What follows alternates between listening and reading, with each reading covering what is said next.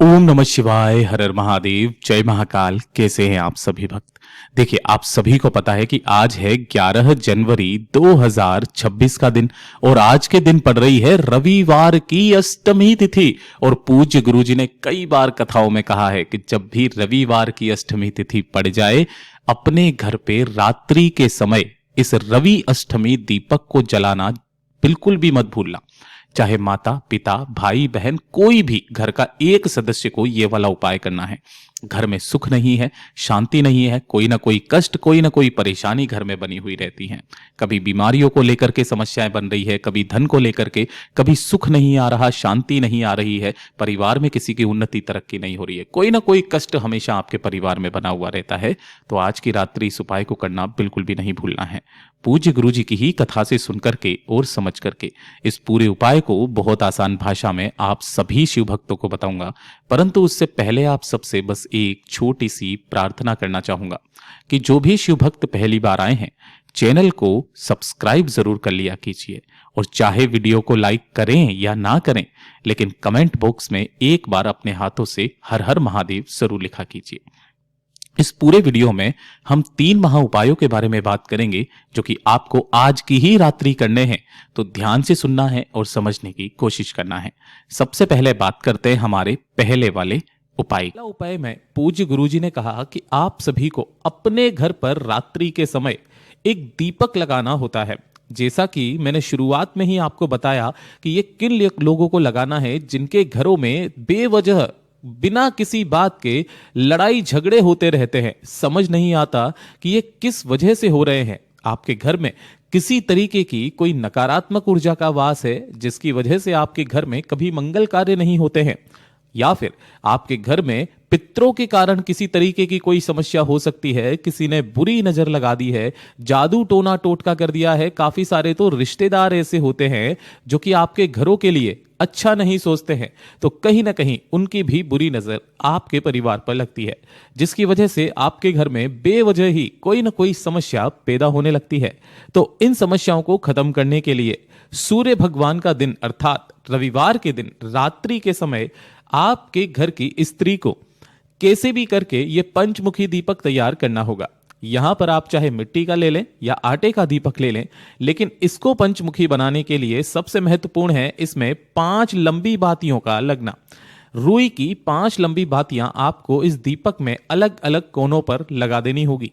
लगा देने के पश्चात इसी दीपक के अंदर आपको थोड़ा सा भर देना होगा घी। अब कोशिश करना कि यहां पर जो भी घी आप काम में लोगे वो गाय माता का होना चाहिए। ये विशेष है इस वाले उपाय में।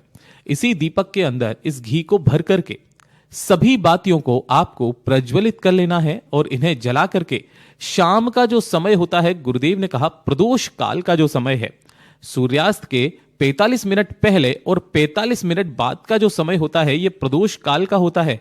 इस प्रदोष काल को खत्म होने के पश्चात अर्थात जब प्रदोष काल का वक्त समाप्त हो जाए, उसके पश्चात इस दीपक को आपको जलाना है। चाहे रात्रि में आप जला सकते हैं और आपके घर के जितने भी कमरे हैं उन सभी कमरों में, सभी बालकनीज में, किचन में घुमा करके आपके घर का एक विशेष स्थान जो होता है आपके घर का केंद्र, उस केंद्र पर, चाहे आपके वहां पर होल हो, चाहे कोई कमरा हो, उसी केंद्र स्थल पर आपको यहां पर थोड़ी सी जगह को गंगा जल से स्वच्छ कर लेना है।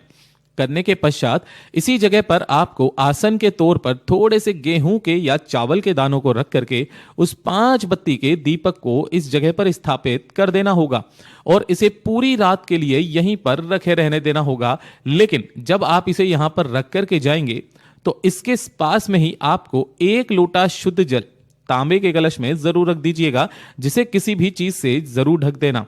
अपनी कामना कह करके घर की सुख शांति समृद्धि के लिए आपको यह उपाय करना है।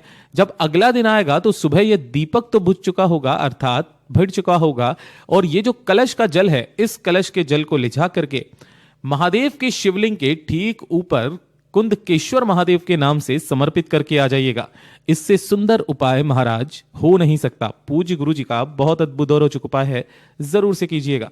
बात करते हैं दूसरे वाले उपाय की, और ये उपाय खास करके उन व्यक्तियों के लिए है जिनके घर में धन को लेकर के समस्याएं बनी हुई है, पैसा ना आ रहा हो, या फिर आपका कोई व्यापार है, दुकान है, फैक्ट्री है, गल्ला है, वहां पर भी आपके ग्राहक नहीं आ रहे हैं, या फिर वो घाटे में जा रही है, या फिर माल नहीं बन रहा है।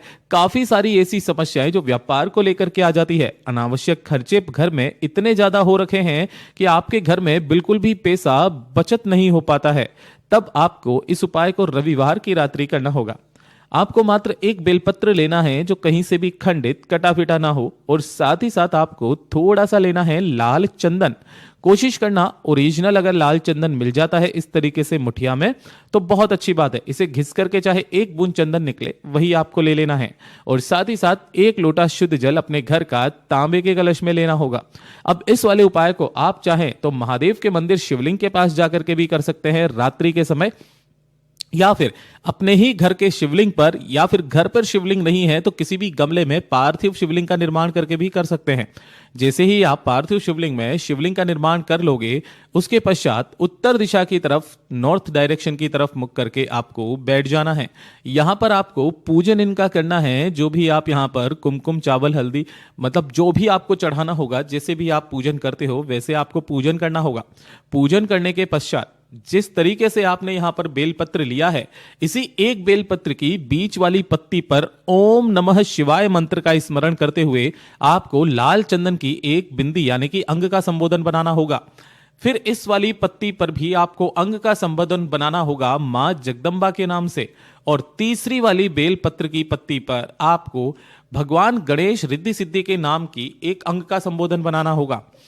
तीनों का स्मरण करके इस बेलपत्र को अपना नाम और गोत्र बोल करके जो भी शिवलिंग के पास आप गए हो उसी शिवलिंग पर आपको इस तरीके से समर्पित करना है कि डंडी जलाधारी के तरफ होनी चाहिए और बीच वाली पत्ती का भाग आपकी तरफ होना चाहिए।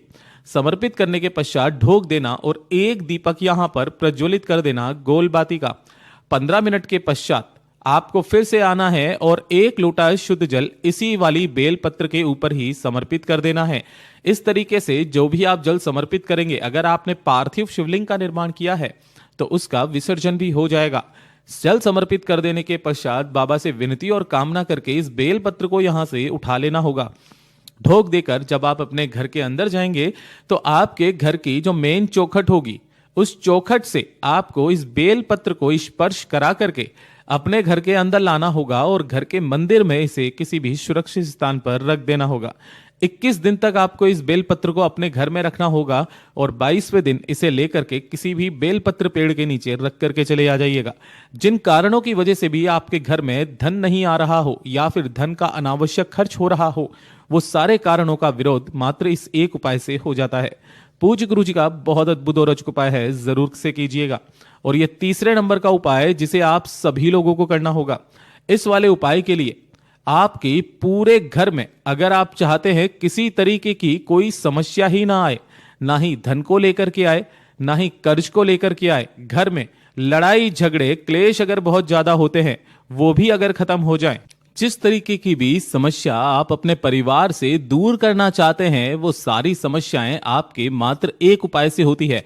जैसे भाई बहन के बीच में या भाई भाई के बीच में लड़ाई झगड़े का होना, परिवार में जायदाद को लेकर के लड़ाई झगड़े होना, या फिर किसी भी व्यापार को लेकर के आपके घर में नहीं बन रही हो, घर बंटवारे की स्थिति पर हो, या फिर आपके घर में किसी भी तरीके से कोई शत्रु आकर के आपको परेशान कर रहा हो, तो एक छोटा सा उपाय आपके घर के किसी भी एक व्यक्ति को करना होगा, चाहे रात्रि में चाहे दिन में। और इस वाले उपाय के लिए आपको किसी भी विशेष दिन की जरूरत नहीं है, आप जब चाहें तब इस उपाय को कर सकते हैं। आपको मात्र एक चुटकी लेनी होगी हल्दी, जो पिसी हुई हल्दी होती है, इसी तरीके की आपको हल्दी लेनी होगी, और एक लोटा शुद्ध जल अपने घर का तांबे के कलश में। इसके अलावा आपको कुछ भी नहीं चाहिए।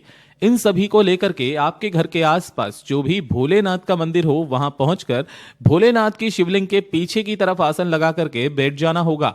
सबसे पहले भोलेनाथ का पूजन अर्चन करने के पश्चात जो हल्दी आपने ली है उसे अपने दाहिने हाथ की हथेली से महादेव की शिवलिंग की जलाधारी के चारों तरफ, यहां पर शिवलिंग पर हल्दी कभी भी समर्पित नहीं होती है महाशिवरात्रि को छोड़ करके, आपको इस पूरी जलाधारी पर हल्दी से लेपन करना होगा। पूरी जलाधारी पर हल्दी से लेपन करने के पश्चात बाबा से विनती और कामना करनी होगी कि हमारे घर में जितनी भी तरीके की समस्याएं हैं उन सभी समस्याओं का काट करो है मेरे महादेव।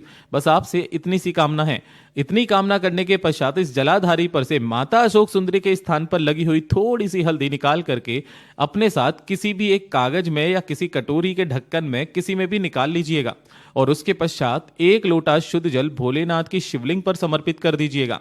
बाबा से विनती कामना करते हुए ढोक दे करके इस हल्दी को लेकर अपने घर पर आना होगा और घर में घुसने से पहले अपने घर के मुख्य द्वार पर इसी हल्दी से मात्र एक बिंदी आपको घर की सुख शांति समृद्धि की कामना करते हुए यहाँ पे लगा देनी होगी। और उस दिन के बाद से देखिएगा कि आपके घर में कितना वैभव और ऐश्वर्य आता है।